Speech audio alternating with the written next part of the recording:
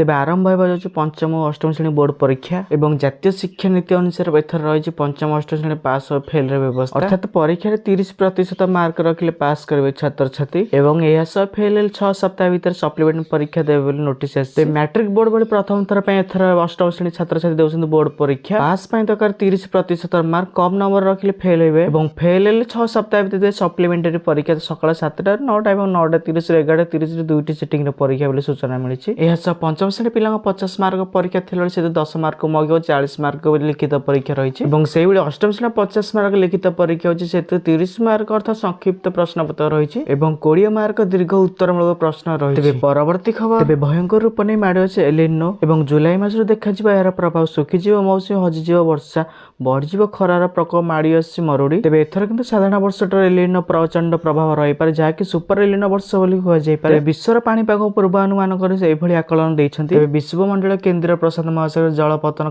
तापमात्रा स्वाभाविक 0 डिग्री कम तो लालिना स्थिति और जब जलपतन तापमात्रा 0.5 डिग्री बढ़े तो एलिनन कहुए। यह सारा विश्वर पाणीपाग प्रभावित करें तेज सबू एलिनन वर्षर मौसमी वर्षा अनियमित होता है मात्र अधिकांश एलिनन वर्षर प्रभावित होता है मौसम। तेज ओडिशा भली राज्य 60% जमी अणुसूचित रही जाए तेणु चाषी कूल मौसमी वर्षा उपर निर्भरशील मौसमी बाधा प्राप्त हेले ओडिशा धान फसल बेसी प्रभावित होता है जहाँकि ओडिशा चाषी एक दुखद खबर। तेज परवर्ती खबर तेज पीएम किसान को नहीं आसला बड़ अपडेट। प्रधानमंत्री किसान सम्मान निधि योजना अधीन देश लक्ष लक्ष चाषी 2000 टंकार 22तम किस्ती अपेक्षा कर होली पूर्व पेमेंट आशा कर खाता को टंका आसला जहाँफल अनेक हिताधिकारी परवर्ती स्थानांतर तारीख विषय द्वंद्व पड़े। परवर्ती किस्ती क्रेडिट तारीख संपर्क सरकार पर कौन सरकारी घोषणा कराए नहीं गणमाध्यम रिपोर्ट अनुसार किस्ती घोषणा मार्च 13 हो आशा कर प्रधानमंत्री नरेंद्र मोदी आसाम गस्त कर कार्यक्रम रही शेष किस्ती 2025 शेष जारी कर हिताधिकारी मैंने साधारणतः प्रति 4 मास पेमेंट पाते। यही समय सूची जो चाषी मैंने फेब्रुआरी 2025 22तम किस्ती आशा करुले चाषी मैंने आगामी किस्ती योग्य कि ना निश्चिंत ऑनलाइन हिताधिकारी तालिका चार्ज करूँ जदि से ना तालिकार अच्छे समस्त बरणी चार्ज कर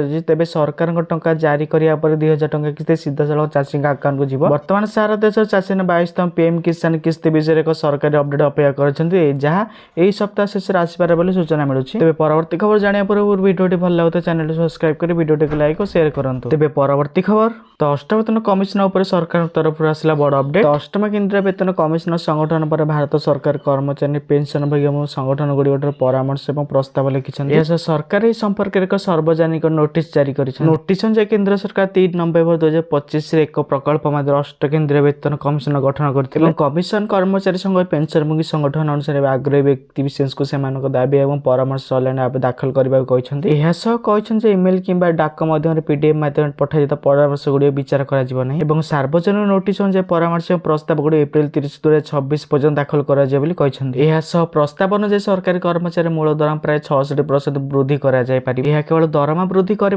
बर सर्वनिम्न मजूरी निर्धारण पुराणा सूत्र को परिवर्तन कर। तेज परवर्ती खबर तेज राज्य आसंता 11 तारिख बढ़ दिन तापमात्रा 2 ରୁ 3 डिग्री पर्यंत बढ़ा आकलन करपाग विभाग। तेज टिटिलागढ़ तापमात्रा 40 डिग्री छुईवा बेले पश्चिम ओडिशार समस्त सहर दिन तापमात्रा 37 डिग्री अधिक रही संभावना रही। तेज यह व्यतीत आसंता 12 तारिख टिटिलागढ़ व्यतीत बलांगीर भवानीपाटन सुवर्णपुर संबलपुर झारसुगुड़ा सुंदरगढ़ अनुगुल बरगढ़ और नुआपड़ा जिलार सर्वोच्च तापमात्रा 40 डिग्री पाखापाखि रही संभावना रही। भुवनेश्वर कटक सहित उपकूल ओडिशा तापमात्रा 38 डिग्री छुईवा आंचलिक पाणीपाग विज्ञान केन्द्र पक्षर पूर्वानुमान कर सूचना दी सेपटे आसंता 5 दिन मध्य देशर विभिन्न अंचल ग्रीष्म प्रवाह परिस्थिति सृष्टि होगी भारतीय पाणीपाग विभाग सूचना दी।